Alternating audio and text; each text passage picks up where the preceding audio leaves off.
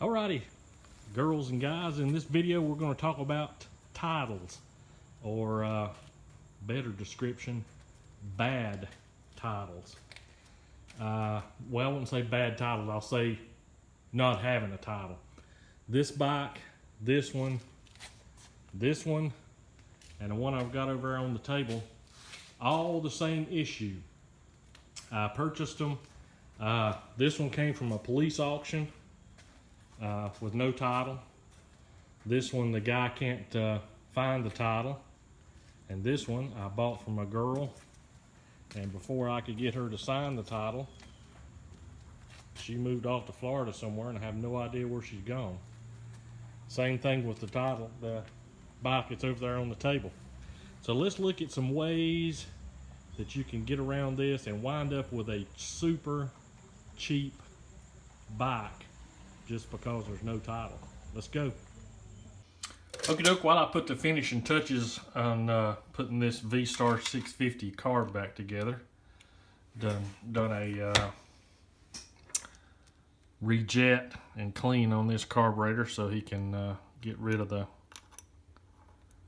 air filter and just run the under the seat pods on this bike. The first thing you need to make sure when you're buying a bike that has no title is to make absolutely sure that the bike is not stolen. You know, you see a lot of times on Craigslist and that kind of thing, even on Facebook Marketplace, you'll see, sorry about that, I'm moving the camera back and forth and this thing at the same time. You'll see a bike that says no title, and you call and talk to him and say, well, why doesn't it have a title? Oh, I took it in on trade from a buddy. Nah, pass. You need to walk away from that bike unless you're going to use it for parts, because most likely that bike is stolen. I'm not saying everybody that does that, but you know, it's usually stolen. But if there's some way you can get the VIN number, you know, you might want to talk to the person and say, hey, I'm really interested in buying the bike. Would you mind giving me the VIN number? And if you have someone, different states have different laws about officers running VIN numbers without, you know, doing a traffic check or something. But if you have a buddy or something that can run the VIN number, let them run the VIN number and see if it comes up stolen. Because if you start the process of indemnity title and the bike comes up as being stolen, the inspector, when he comes out, he's going to run that VIN number. And if he runs that VIN number and, like I said, it comes up stolen, he's going to leave right then. And he's taking that bike with him. And it's gone. So if they won't most likely not prosecute you for anything, you know, if you can give them the story about how you got a hold of it, but you're going to lose the bike and any money that might have been involved with it. So that's the first thing you want to do, and that's what you can do. You can take that VIN number and run it, get a buddy or somebody to run it to make sure it's not stolen. Sometimes you can go on, I've never done it, so I'm not going to recommend it. There's websites that you can go on and put in the VIN number, and you pay a fee. I don't even know what the fee is. I haven't really, because like I said, I've never done it. But you can pay the fee and put in the VIN number, and it'll give you a history of the bike, including any accidents or, and some of those sites I've seen will report whether the bike has been stolen or not. So you can do it that way to make sure the bike is stolen. Now, what we're going to talk about in this video is a couple different things, and they're primarily going to be, look, I've been running my mouth and forgot to put that screw in there for the adjuster. Primarily going to be talking about two different aspects of used bikes. Bikes that you're wanting to sell and bikes that you want to keep for yourself. if you want to keep it for yourself, there's a lot of different, well, not a lot, there's several different ways that you can go about doing registration and being able to get a tag for it, insurance, and that kind of thing. But if you're wanting to sell it, to resell it, bonding it is the only way you're going to be able to do it and be able to pass that bike on to another person in a sale. So let's look at that a little bit closer. Okie dokie. My awesome graphics here. I don't have any kind of program to really make any graphics. So, all right, the first thing you want to do is when you're looking at buying a bike that doesn't have a good title. I don't know how to describe it. It's not that it doesn't have a good title. The first thing you need to make sure that you do is obviously just like we spoke about, make sure it's not stolen. And the first thing, you need to make sure you get a bill of sale. And it can look just like that. Just write out the name bill of sale, the VIN number of the motorcycle, and that can be either off of an old registration or on the neck, or on Hondas there'll be a body sticker that will have that VIN number on it. Write out the VIN number, how much you paid for it, your name, seller's name, have them sign it, and date it. Make sure you get it dated, because everything that we're talking about, you will need that bill of sale. Now, the first thing that you can do, if it has no title and you bought it from somebody they are the owner, they purchased it, and it's sometime during the life of that motorcycle it was in their name, the first thing and the cheapest and easiest thing to do is to apply for a lost title. Now, you will need the seller's participation in that. Each state is set up differently, but you can go to your local DMV. Some states you can download it off the DMV website. A application for a lost title. Another tip, when you go online to download DMV paperwork, make sure you go to your state's DMV. If you go on and just punch in DMV, the first 25 or 30 sites that you pull up are going to charge you for these pieces of paperwork. They don't have anything to do with the DMV. They're a business. I mean, they, just like North Carolina DMV, if I punch in NC DMV in the Google, it's going to come up with pages and pages of places I have to pay. You actually have to punch in, I think it's Department of Motor Vehicles, North Carolina or something, to get their official website. So you need to make sure you do that. And what you do is you fill out this paperwork, and the seller signs it, you sign it, and you put a copy of the bill of sale with it, and the new address, and you take this to your DMV office that issues the tags and all that stuff, and they go through a process and they check the title, and it comes back, not stolen, obviously, and you can use it and go ahead and get it tagged up and titled.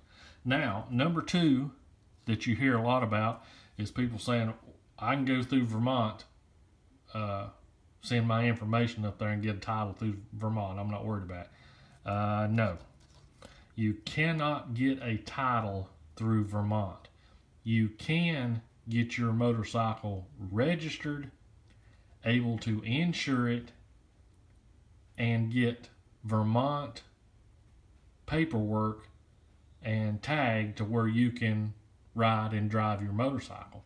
But most states will only allow you to use an out-of-state license tag for 1 year. And after that 1 year, you're not going to be able to keep your current state residence and also that tag. So that's a short-term thing. if you just wanted to run a bike around a little bit through the summer or something like that, you could do that. And your state may be more lenient than other states. But in North Carolina, if you've got a local police officer that notices you 2 or 3 different times over a year with out-of-state tags, he's going to stop you, and North Carolina will not allow that. Now, number 3 is kind of the primary idea of what we're talking about in this video, is an indemnity bond. And what this is it protects your state DMV and any previous owners of that motorcycle from any financial obligation in case you were not supposed to have that title. I know that doesn't make sense, but I shouldn't say that. It should make sense, but it's confusing. And basically what it is it's your insurance company, your car insurance company, will issue a bond on that motorcycle. And, if something were to happen down the road, not like an accident or anything like that, that's what your regular insurance is going to pay for. If somebody were to come up and say,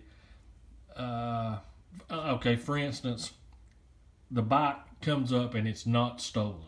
They run the DMV runs the VIN number on it, and it's not stolen.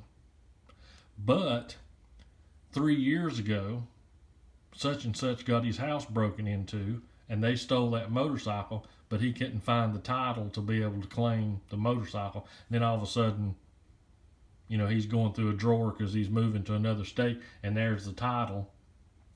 And he goes back to his insurance company and says, that bike I was trying to claim, it was stolen. Here's the title. Here's the VIN number where it actually was stolen. And then it'll go into the system as being stolen. That would be one instance why it would need to be insured or bonded against anything like that. That's what that is. And what happens, let me see if I've got an old up here. Dude, right there on top. All right, what happens is you'll call your local DMV office and tell them you want to have a MRV 92H, I think is what it might be. No, it's not. It's it is a, sorry, I'm trying to see what the paperwork number is on it. It's a R-2255-22-87. It's a VIN verification for indemnity bond. Verified PVN. It's a federal decal or the engine number, whatever they use on that bike to identify it. And basically what it's saying is, yes, the bike's whole.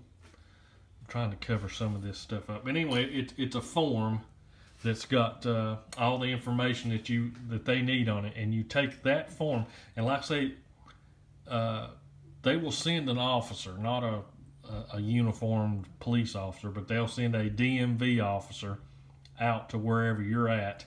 There's no charge for this, and he'll take the VIN number and put it into the system, and it'll show him that it's not stolen or anything weird about it. And he'll issue a License and Theft Bureau antique VIN verification form. And you take that verification form and you contact your insurance company.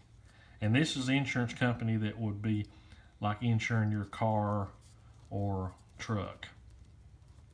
And you tell them you need a indemnity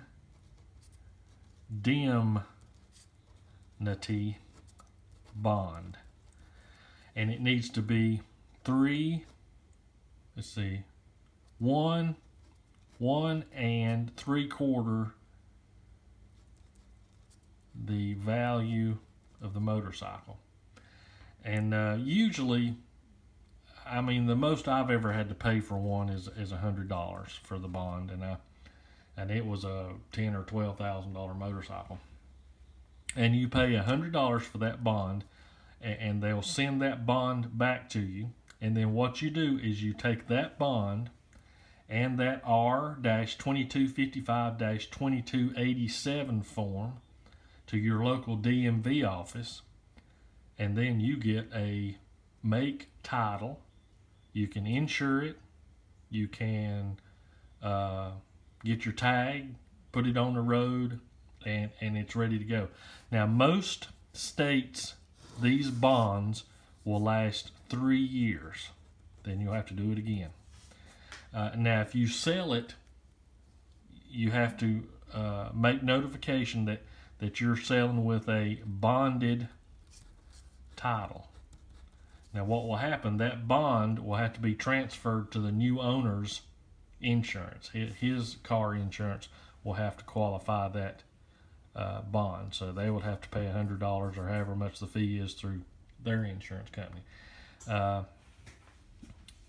If you're buying a motorcycle for the sole purpose of fixing it up and resell it, don't buy one that doesn't have a title, because it's hard to explain to people, and then they see that bonded title.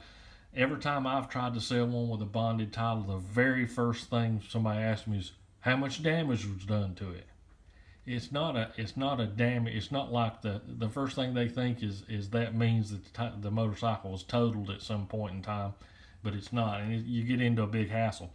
But if you're wanting it for yourself, you can pick up a really, really nice motorcycle for practically nothing, because it's very hard to sell a motorcycle with no title. Nobody wants it. Nobody wants to go through the hassle, or they either don't know these options of being able to do it. I've bought several motorcycles for, less than $500, and come home, put gas in them, went through this process, and drove them and drove them and drove them. So that's how you do that. That's a bonded title, and that's how you can get away from this. But I'm telling you right now, I'm going to say it again. If you buy a bike or wind up with a bike that is stolen, as soon as that DMV officer comes out and runs that VIN number and it's stolen, he'll sit right beside that bike. Believe me, I know. He'll sit right beside that bike until a rollback comes out and picks it up, and it's gone.